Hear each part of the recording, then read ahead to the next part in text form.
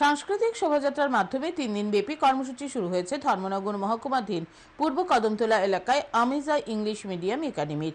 3 দিন ব্যাপী বার্ষিক ক্রীড়া প্রতিযোগিতার পাশাপাশি মশাল জ্বালিয়ে 3 দিন ব্যাপী বার্ষিক ক্রীড়া প্রতিযোগিতার সূচনা করেন পঞ্চায়েত সমিতির চেয়ারম্যান সুব্রত দেব। এছাড়া উপস্থিত ছিলেন কদমতলা গ্রাম পঞ্চায়েতের প্রধান, আমিজা ইংলিশ মিডিয়ামের কর্ণধার তথা প্রিন্সিপাল মুস্তফা উদ্দিন আহমেদ, স্কুলের সকল শিক্ষক শিক্ষিকা সহ ছাত্রছাত্রীদের অভিভাবকরা। এদিন এর আগে সকালে স্কুল ছাত্রছাত্রীদের নিয়ে এক সুবিশাল সাংস্কৃতিক শোভাযাত্রা বের হয়।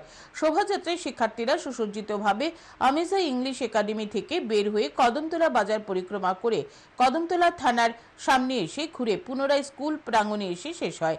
প্রিন্সিপাল মুস্তফা উদ্দিন আহমেদ জানান, প্রতি বছরের ন্যায় এবছরও স্কুলের ছাত্রছাত্রীদের নিয়ে বার্ষিক ক্রীড়া প্রতিযোগিতার আয়োজন করা হয়ে থাকে। তবে এবছর 8 ফেব্রুয়ারি থেকে 10 ফেব্রুয়ারি পর্যন্ত অর্থাৎ 3 দিন ব্যাপী চলবে এই বার্ষিক ক্রীড়া প্রতিযোগিতা। থাকছে football, cricket, volleyball, kabaddi, long jump, high jump, দৌড় সহ বিভিন্ন ইভেন্টের খেলাধুলো।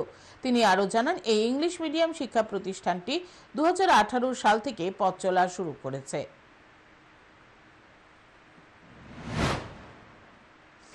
আমাদের স্কুলটা 2018 সালে স্থাপিত হয়েছে। আজ আমাদের বর্ষপূর্তি খেলাধুলার আয়োজন, সেই সঙ্গে আমরা একটি কালচারাল প্রসেশন মানে সাংস্কৃতিক শোভাযাত্রা ক্রমে এখানে কিছু প্রোগ্রামের আয়োজন করেছি।